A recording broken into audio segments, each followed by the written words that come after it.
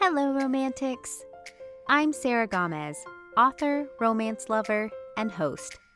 You're listening to Romancing the Story, a podcast centered around writing, reading, and story structure, all with a twist of romance. We're at episode 71, and on today's episode, I speak with author, podcaster, and literary advocate Amy Kelly about transitioning from one media to another, how experiences bring new opportunities, and taking your talents and knowledge from the past to apply in the future. Amy has taken over Lone Star Literary Life, a premier hub for Texas authors and literary events. And we chatted picking up skills, whatever phase of life or job you might be at now, and learning to apply them wherever you go in the future. Amy is doing some big, scary things that put her in a vulnerable position, much like releasing a book. But the journey has been rewarding. If you are in Texas, I highly recommend Lone Star Literary Life as a resource and a place to promote your events. When I volunteered as part of the board for a literary nonprofit, we utilized Lone Star Literary Life for several events, which helped spread the word. Links to connect to Amy, as well as other media mentioned, will be listed in the episode description. I'm starting a new segment at the end of each episode to tie into the topic of the discussion. Let's tentatively call it Sarah's Stories. I'll tell you a bit about how Romancing the Story started as a very different type of podcast and how I pivoted to create the podcast you hear today. With that said, let's jump right in. Welcome, author, podcaster, social media coach, and literary leader, Amy Kelly. Yay. Thank you. It doesn't sound like you're talking about me, but thank you. I will receive that. I appreciate it, Sarah. Yeah, well, Amy, I think you're doing so many cool things, both for authors and with authors. So in case listeners don't know, can you tell them a little bit about yourself and what you've been working on? Yeah, the Ish Girl is kind of where I started with my personal branding, and it was I coined it before I knew what Ish was on the internet, and which, if you don't know, don't look it up. You don't need to know, but for me, Ish is it's one who has humorous grace with herself when discovering she's messed up or flaked out again. So it's just that reminder, to stay away from perfectionism, and everybody messes up, and just have humorous grace about it. Okay, so I'll back up a little bit, and I know we're going to talk about this later in the podcast, but I started podcasting and really dipping my toe in the public literary world when I began my podcast in the middle of it in early 2018. And at that point, I'd been working with a critique group on my own writing for a couple of years, and I did the podcast on things that I was already looking at because I had middle schoolers at the time. And so anyway, and that podcast was looking at current young adult literature and really trying to curate a list of books that I did podcasts on that would help parents connect to their middle schoolers on the big issues that are maybe hard to talk about or scary to talk about or whatever. And I'm really trying to open that world of, hey, these books aren't scary. The topics aren't scary if you can address them head on and embrace them. So that's kind of where my podcasting journey started. In 2022, my youngest graduated from high school. And so I know, which was a whole existential kind of season for me as well. And during that time, I decided to set that podcast aside. It's still out there. I'm just not adding new episodes to it. And in that fall, that was kind of over the summer, in that fall, I thought I would love to help authors with their marketing. I learned so much with my podcasting journey, as I'm sure you can attest to, Sarah, because you are doing all the things too, and you just kind of have to figure it out as you go. And so I heard so many authors talking about like, oh, I hate social media, I hate marketing. And I thought there's got to be a way to make it fun and accessible for authors, right? Especially ones who are maybe like me on the we're not natives in the digital land. And so, kind of speaking to that niche market, I guess. So I started that, and I've been working on that since probably fall of 2022. And in the meantime, as part of my advertising and getting my name out there, I have one of my critique group friends, a dear friend of mine, Kelly Abernathy, and she and I went to the Texas Library Association conference a couple of years ago.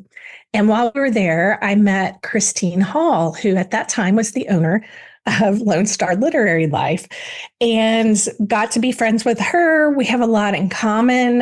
The weirdest of which is we both went to Texas A&M, but the weird part is we were both French majors, which that's not super common in Texas A&M. So there's like 5 of us a year that graduate. In the course of time, I realized I really missed podcasting. I just enjoy it as a medium, and another critique group partner, Emily Robertson, decided that she wanted to co-host with me. So we started that up last year. And the end of March, beginning of April, barely 6 weeks ago, and my friend Kelly came to me and said, "Hey, Christine is retiring from Lone Star Literary. You should really buy it." And my immediate, she still laughs at the look on my face. I was immediately like, oh, heck no. Like, I know how hard Christine works.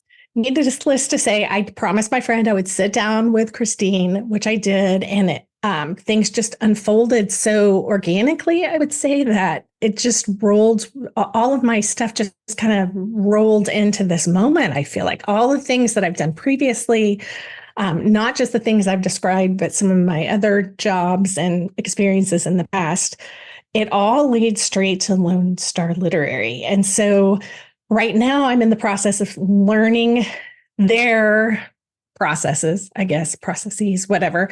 And then once I have a handle on how they do it, then I'm going to be tweaking and adding and just really looking at how I want to grow and expand it. And part of that will be kind of merging my business, Accomplished Authors, into the Lone Star Literary family. Yeah, that's not the short answer.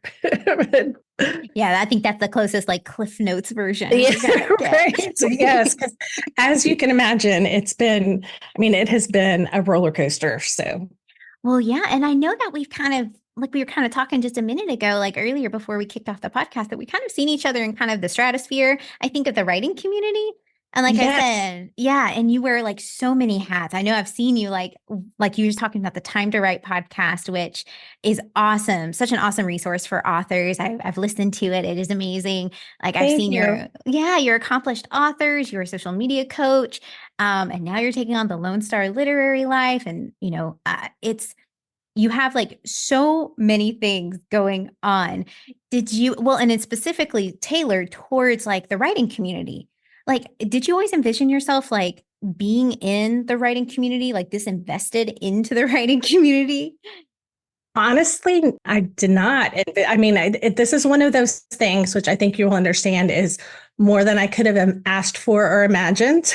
And I feel like what I did imagine from a very young age was writing, and which is something that I still am working on it. But no, I absolutely did not. And in fact, with the In the Middle of It podcast, a lot of times, and I'm sure you can appreciate this too, it felt like I was just speaking into the great void. I didn't know if anybody was hearing it, or, I would get some reviews here and there and some good response.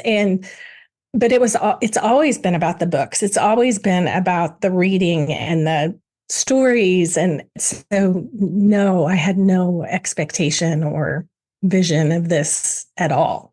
And I'm super grateful for it, of course. But yeah, no, it's all been a big surprise.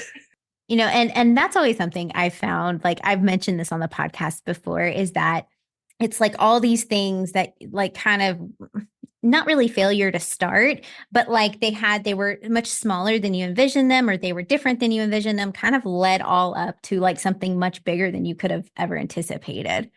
Absolutely. Yeah. Absolutely. Yeah. And I would say kind of the biggest one of those for me was kind of this season. And this is, I guess it's been 10 years ago, my husband opened his own company. And at the that point, I was a stay-at-home mom, and I helped he and his partner by doing the books, which is not really something that's in my wheelhouse of skills. Like I had to learn as I went, and it was a great experience for our marriage. I will say that, like, not in the moment, but in retrospect, because it was very hard and very challenging for our whole family, I think. But even those skills are being applied with what I'm doing right now. So when I say truly, like, all roads led to this moment, it's just serendipitous. That's really enlightening and super like comforting to know, because you seem like such a natural, like that you kind of had to learn these skills along the way. All of it. All of it. Yes. Yes. And right now I am learning. Like, I'm in a huge period of, I guess, this a really big learning curve of figuring out all the ins and outs of the services that Lone Star Literary offers, and what my part is in it, and how to best utilize my resources. And it's scary, and it's big, but super fun, and, amazing all at the same time. Life is like that. I feel like I'm a both and person. Like, it's always both and. Well, and I feel like authors are a lot like that too. It's like you have this big kind of scary thing. I'm going to release this book out into the world. I am both excited and I feel like I need to throw up at the same time. Yes, because you're super vulnerable, right? Like, you're in a super vulnerable spot because maybe you made a mistake, or maybe people are going to like it, or, all of the little voices that run around in our heads and critique us and all that kind of stuff. Yeah, it's scary. But it's always a good opportunity for learning, just to see like, Yes. okay, like how can I receive this in the right way so that I'm better for it? That's how I try to look at things. Right. Well, and I always like, what's the opportunity here? Right. Like, I don't think things necessarily always happen for a reason. I think they happen for an opportunity, which is totally something I took from a Peloton running coach person. So it was very inspiring. But I love that things don't always happen for a reason, but they happen for your opportunity. Kind of, you mentioned before, you've been empowering others for a while with that other podcast, in the middle of it. When you were, like you said, you mentioned you were talking about young adult literature with parents and teachers. In the middle of it, was that like the first foray into this track of like doing all the literary things? Or was it more kind of back when you were working with your husband, you said, back when he started with the books? Well, my original background, I actually taught middle school for several years before I had my kiddos. So it's been a long time ago. Like, we transitioned from handwriting, and turning in our grades to putting them in the computer. That's how long ago it was. But I've always, always, always loved reading. And part of my teaching experience, which was actually with Fairfax County Public Schools, which is right outside of Washington, D.C. in Northern Virginia. And because of where I was located, and I was actually teaching social studies, but I ended up getting connected. I wrote curriculum in the summers, and I got connected with a committee of 5. There were 5 of us. A couple were librarians, a couple of us were teachers, and we reviewed nonfiction books for a literary magazine. So we reviewed these books, and so I feel like that was maybe my first toe in the water. And then I was home with my kids for a long time, and then back to when I was working with my husband. I actually started a blog first that I was doing that was about young adult literature. And I did that initially because in working with my husband and trying to figure out the balance of, here are my kids who are fantastic, but they'd had a mom who'd been available 24/7. And so I just felt pulled in a million different directions, and I needed something to hold on to me, if that makes sense. I was kind of drowning. And so I thought, this is how I can do it. I read a lot. I enjoy young adult work and that kind of thing. And so I was doing that when, I don't know if you're familiar with 13 Reasons Why. Oh, 13 Reasons Why, which it was a young adult book that became a Netflix series. And I had not read it, but my daughter asked to watch it. She was 13. teen at the time. And so I'm like, sure, we can watch it. And so I watched it with her, and we got to about the fourth episode, and I'm like, oh my gosh, oh Yeah. my gosh. So here I am. I have all these values about, let your kids read the stuff that they want you to read and watch the stuff. But there were all these really big, scary issues that were coming up. And if someone who is super familiar with the young adult literature world and super open to all of it, how must other parents feel? And so what can I do to kind of bridge that gap? So yeah, which we did finish watching it. I kind of had that moment of, do we finish it? I knew if we didn't, it would really frustrate her and it would not lead to anything good as far as parenting or her, all of that kind of stuff. And so we watched it and we're able to have some really great conversations. It's just that middle school area that kids develop so quickly and so radically. Like if you think about a newborn, and then you think about a 3-year-old, and you think about all the growth that happens physically, mentally, emotionally, like all the different ways, that's the same growth span that's happening once kids start puberty till they hit the end of it, which is usually right in the middle of middle school. So when you factor that with, there's a lot in our world that kids have to face maybe at an earlier age than we did. And so I think there's a knee jerk to try to protect them from some of those things. But middle school is kind of that spot where you really have to have some flex about and know your kid really well. So they're not frustrated, and they don't, like, I don't know about you, but I was the kid who, if I heard don't do or don't read, it translated to must do and must read. So just trying to gain and learn the tools and the skills to navigate that with your kids in a way that honors their curiosity and also honors your values and what you're trying to teach them as well. Not that they're going to adopt your values. You just want to be able to articulate them and talk to them about it and have the conversation. That's always just a good rule of thumb.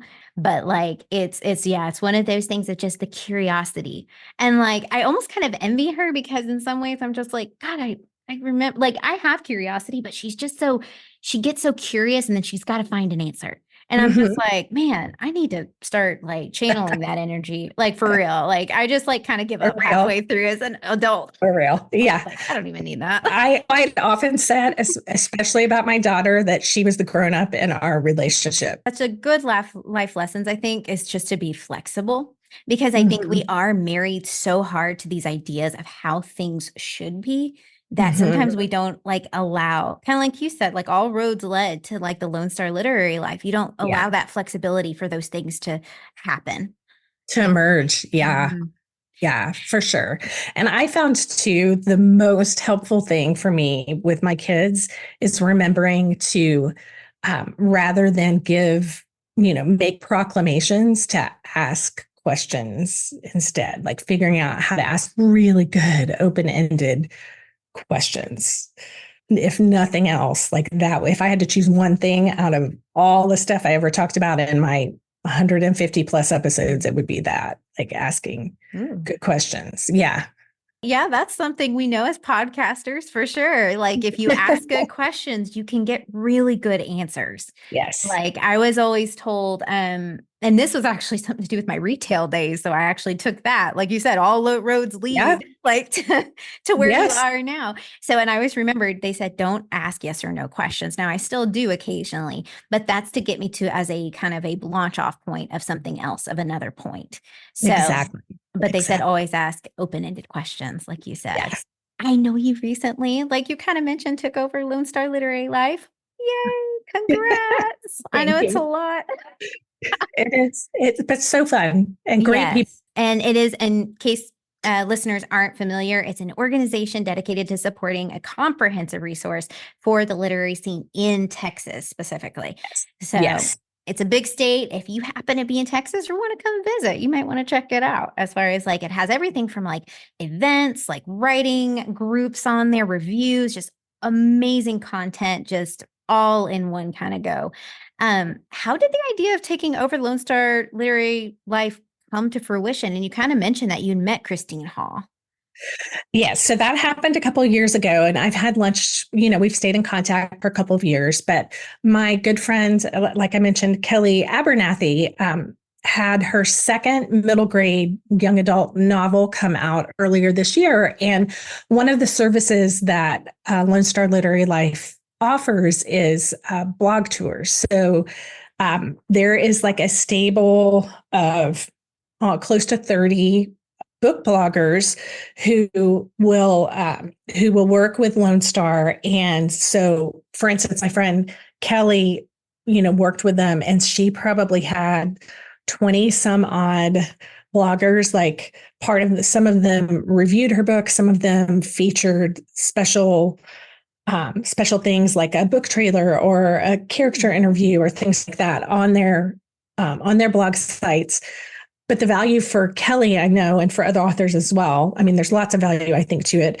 But you come away with like a stack of reviews, basically, that you can pull quotes from to use in your marketing and your, and your own promotion of your stuff. So all that to say, she was working with Christine on her second book with a blog tour. And so she found out that Christine was retiring, and she came, we were having brunch one day or something. And so she, the way she describes it, she had prepared kind of a pitch because she knew I would be a little bit resistant because, as you've said, like I have my hands in a lot of different places. So she just kind of gave me her pitch. And at the end, I agreed, like, I will meet with Christine. And so I did meet with Christine. And at that point, I think there was a handful of people who were interested. And I think what she really wanted was to pass it to someone who I'm not saying, like, I'm sure all of the candidates were this, or she wouldn't have even considered them, but who were really invested in the Texas literary scene on all the different layers that encompasses. And so I think it was just a really good fit. It was a good fit. And the Texas piece of it actually really excited me.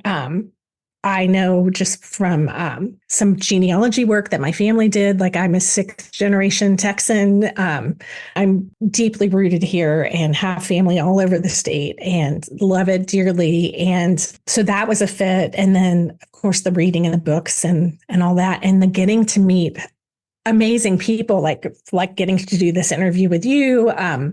I've gone to a conference that was for independent booksellers. It was kind of one of their association yearly conferences or bi-yearly conferences. And there were a ton of authors there from Texas as well, who I got to meet and talk to. And I don't know about you, but I feel like I was raised this way, and I think I raised my kids this way, but authors are like rock stars. Like, they're just get to meet. I mean, it's amazing to get to meet, the people who write the books that you love. So anyway, I was able to just dive into that on all facets. I feel like it fit. Yeah. And that must be like really helpful as far as like bringing some of that knowledge on board. Like, kind of like you had kind of mentioned that Christy may have wanted somebody who maybe had experience doing dabbling and other things, and that you kind of brought to the table this knowledge of like, well, I've done, social media work with authors. I have done a podcast. I have done all these other like little pieces that all kind of coalesce and can help Lone Star Literary Life as a whole. Yes. So I think that, but I also think too, you can learn the skills. I think absolutely. But I think she really just is trying to gather people who just have a heart for books and literature and the freedom to read and all of those things all things that are maybe under fire a little bit here in Texas in some respects. So as far, right. Fair. Yeah. Yes. Yeah. So just being a voice for bringing together and unifying the literary community in Texas. And I know in listening to her talk about it, I know when she started, and she actually bought it from two ladies, probably 2 or 3 years after they had started it.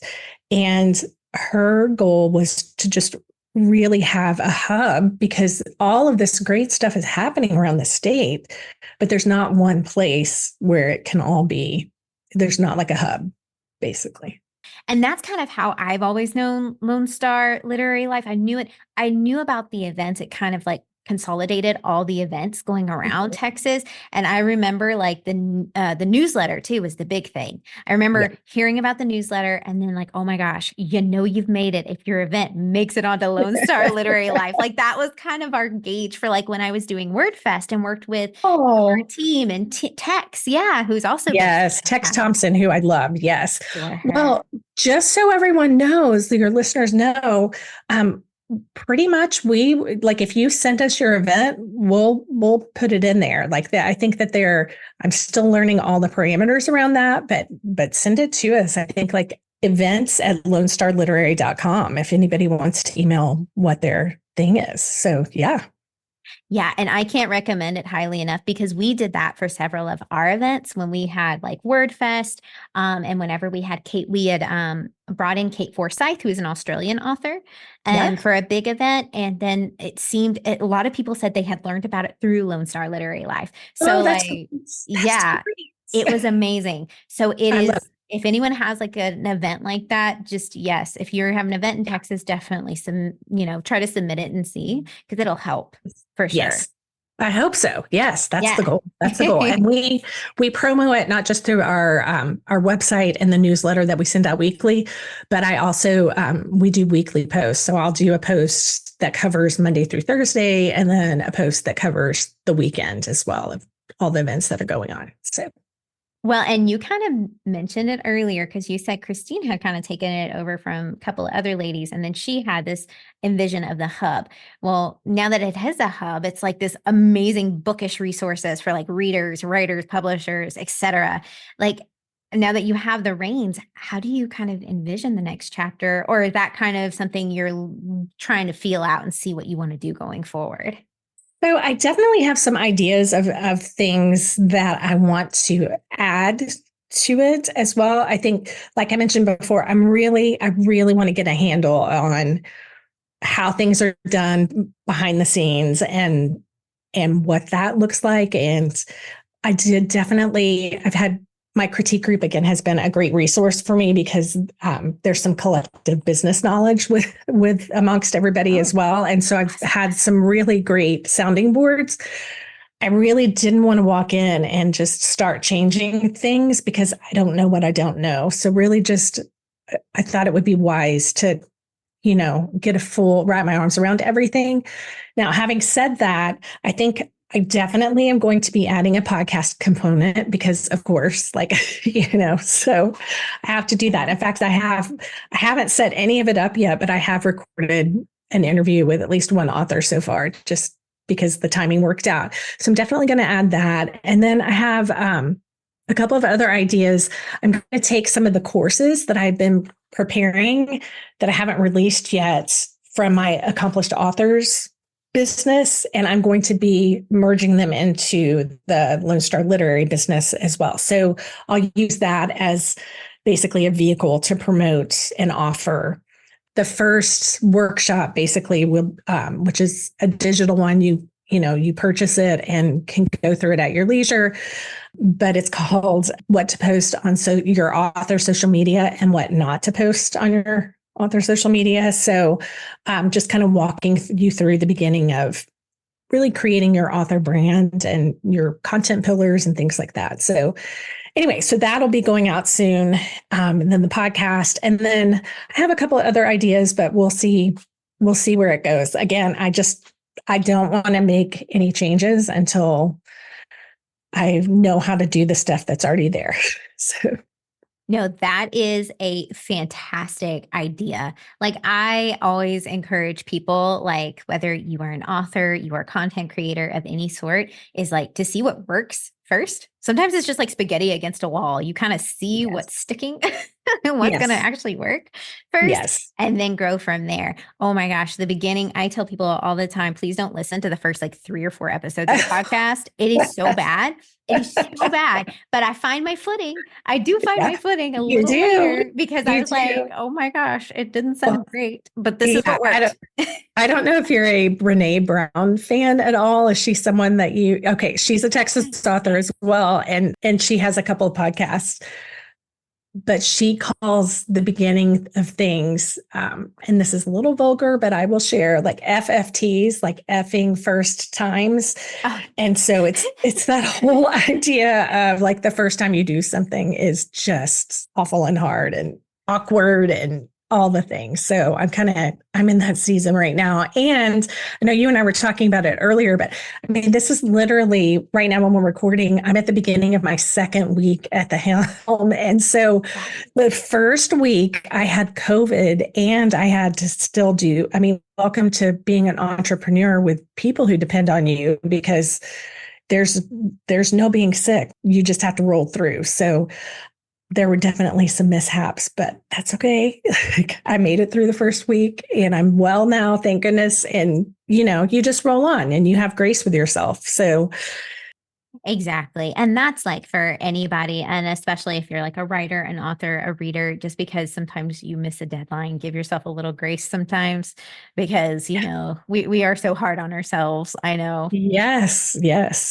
In addition to being multi-hyphenated across many platforms, you are most importantly an author, right? Yes. So I don't actually have published books yet, but I call myself an author because I am a writer. Absolutely. And I have manuscripts that I'm working on. So yes, that is my happy place for sure, is to be writing. Oh, and so what have you kind of been working on? If you can give us just a little bit of what, a little preview, and how in the world have you found time to write in the midst of all these very demanding projects?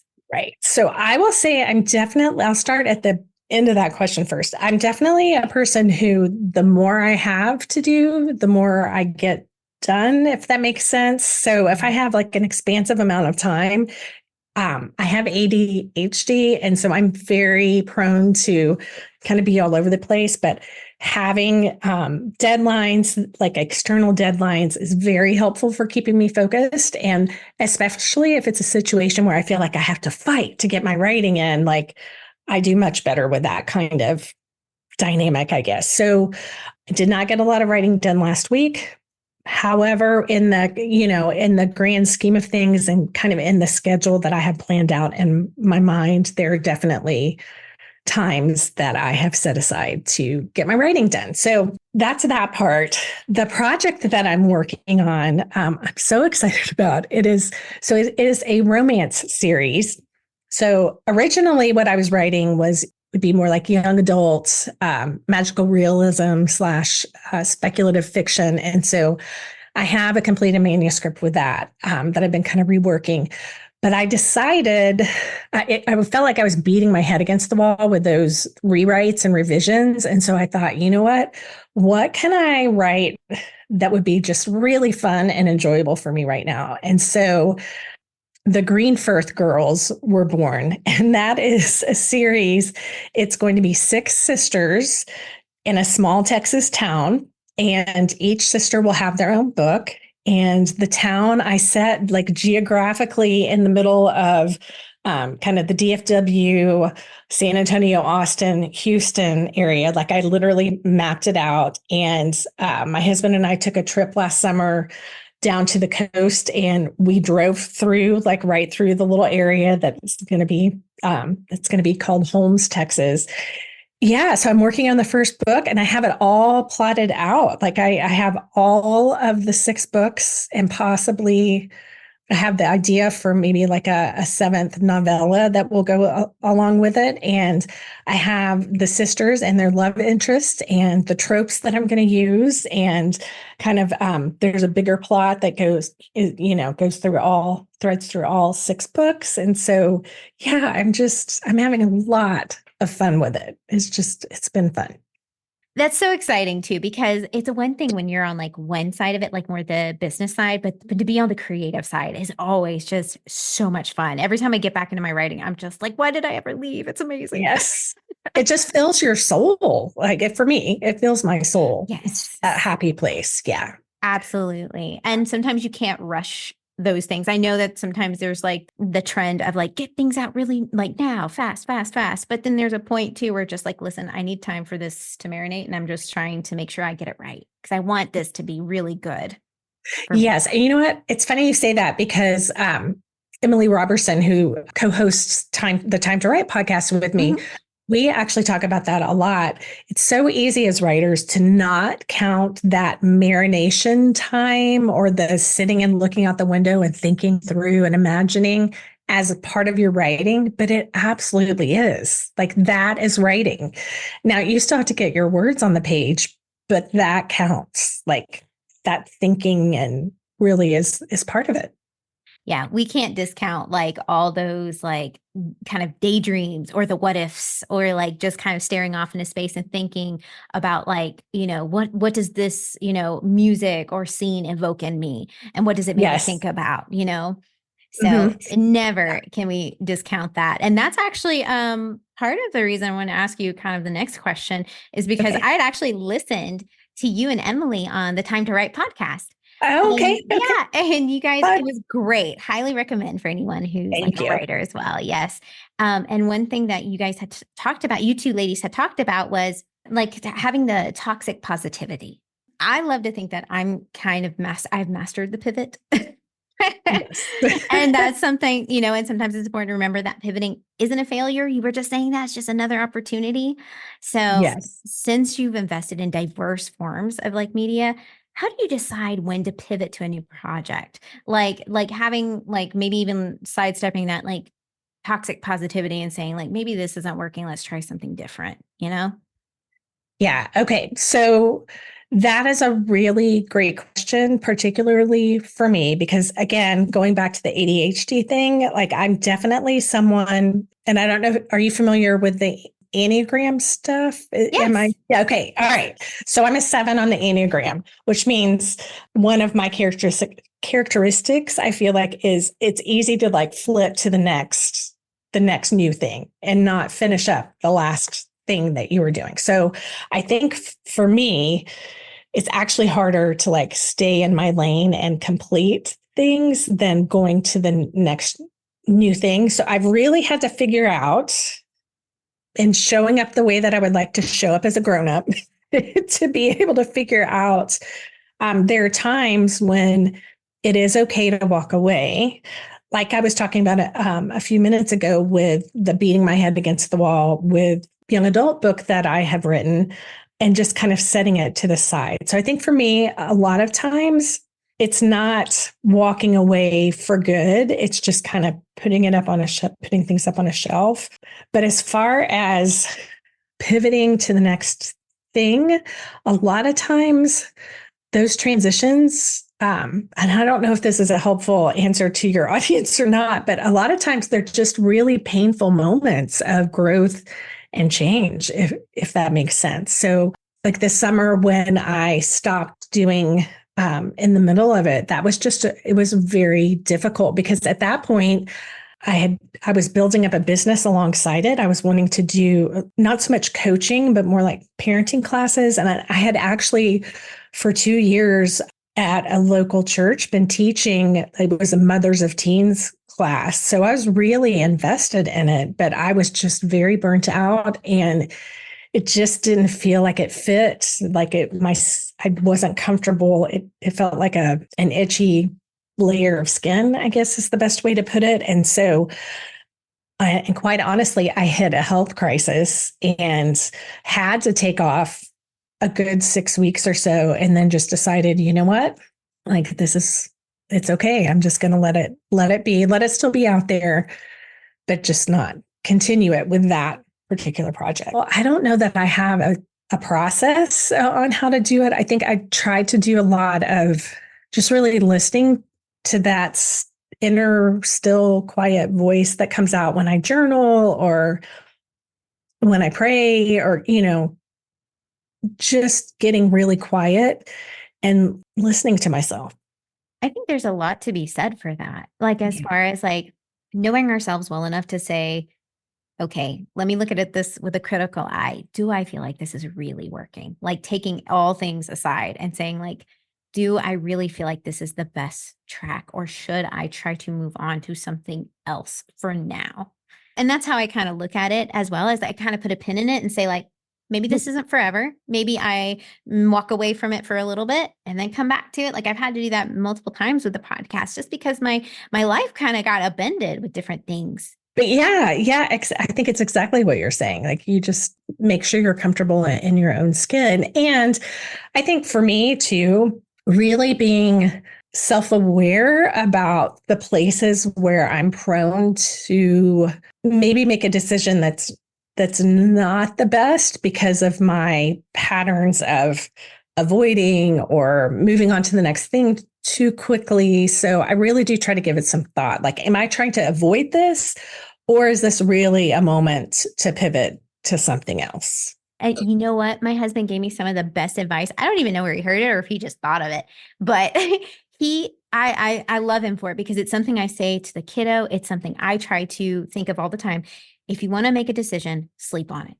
Yes. If you still feel the same way within that 24-hour period after you've slept on it and you've thought about it for a long time, for a while there, then that's probably the right decision. Or if you speak both decisions as if if you're going to do, like, I'm going to do this or I'm going to do that, like, do you feel disappointed? Like, do you feel like that kind of drop in your body with one or the other? Or do you feel more like an expansion of energy with one of them or the other? That's kind of how my podcast started. I originally wanted to get in voiceover work, and I did audition for several voiceover work stuff. But it just kind of wasn't going the track I thought it was. And I was like, well, I can kind of, maybe I can start a podcast, because my friend, one of my best friends in the whole world, he had told me, he's like, you have a really nice voice. You have very soothing. You really do. It's just so soothing and smooth. Like, for sure. I've been listening to some of your episodes as well. Yes. I actually said that to a friend earlier today. Like, you have to listen to her voice. Yes. Well, thank you. Yeah. I've had multiple people. I just had someone this week tell me you should do children's books. It's one of those things I was like, okay, well, obviously I can talk into a microphone. I'm just like, well, but what can I do with that? And I thought the podcast actually might do well. And that's kind of been really fun. I've really enjoyed it. Recording audiobooks, that might be something that would be amazing. Yeah. So that might be something I definitely put a pin in. But like you said, we have a lot of projects, both of us, going on right now. So like, it's just like, okay, maybe here in a bit, I got to make sure I'm doing all the other things. Do you ever like have a good gauge of like knowing your limit of like, okay, this probably isn't going to work out, or I have to say no to this one project? I like it. I want to do it, but not right now, at least. For me, I know if it feels like I'm trying to force something, like if it feels like, again, the banging my head against the wall, like I'm trying to make it happen and it's just not happening, that's usually when I know to kind of let go and, either set it down or hold it with an open hand and just see what happens. Whatever happens with it, just let that be, And I think that's why Lone Star, I feel like I was so confident that it was the direction that I was supposed to go in after kind of my initial resistance, because there was no force. Like, it all just flowed, like it all just came together. So again, I think I used the word organically, naturally, like smoothly, whatever adjective you want to throw in there to mean those same things. Like, so when it's not that, and I think there's a difference between things are hard and you're persevering through them versus there's just like a block, like this, that you're hitting yourself against. Right. So I think there are always going to be challenges and difficulties. So, and I'm not, this experience has definitely not been without those, like that, those have definitely happened, but the overall feeling of the project has just been smooth. And when it's just fraught with kind of that frustration of, why can't I make this happen? That's, I would say, when I would step back. That's a great kind of gauge for that, because I always think that too, of like, how much joy am I getting out of this versus how much like pain am I going through with Yes. this? So like, and if Yes. it's outweighed and I feel like I'm getting nothing good out of it anymore, then I feel like for me, it's like, okay, maybe this isn't the right track for me at this point in my career. Right. Right. And I would say too, I know myself well enough to know when I'm trying to control something. And maybe that's the Mm. word I'm looking for. Like if I'm trying to control it so hard and it's not going the direction or the place where I want it, then I know myself well enough to know, like, okay, like you're trying to control it. You just let's let go of it and see what happens. Maybe it does go the way that you want it to. But it's okay if it doesn't. So where can listeners find you and how can they connect? Okay, so there are several different opportunities. So I'm definitely on the Time to Write podcast. You can find that wherever you listen to your podcast. So and on Spotify, it's actually a video podcast, and we're slowly but surely getting our YouTube episodes up. So we've got that. And then for me personally, you can find me on Instagram at Amy Kelly, the ish girl. But you can also find me at Lone Star Lit. Those are both Instagram spots that you can find me. So definitely those two spots. And I'm also on Facebook as the Ish Girl and on Facebook as Lone Star Literary, I believe. Thanks so much to Amy for joining the show. If you like this kind of content, don't forget to subscribe wherever you listen to podcasts. That way you're the first to hear new episodes when they drop. And if you get a chance, feel free to leave a review. It helps support the show and allows more opportunity to bring in all kinds of fantastic guests. For today's story, you might have heard me mention how the first several episodes of Romancing the Story is rough listening. That's because my idea for the podcast was never interviews. It was meant to be verbal essays with just me. I originally envisioned episodes where I researched and deep dove into romance topics.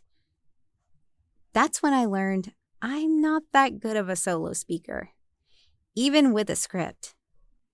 My strength is verbal volley, where I can bounce ideas and concepts off of someone else.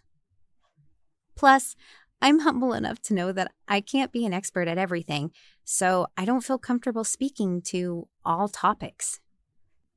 The biggest blow came when the podcast became unbearably boring and draining, even after a handful of episodes. That's when I went back to the drawing board and thought about what brought me joy with writing in the first place, and if those things are what other authors like to hear about. After volunteering with a literary nonprofit, my favorite part was attending workshops and chatting with speakers about their area of expertise.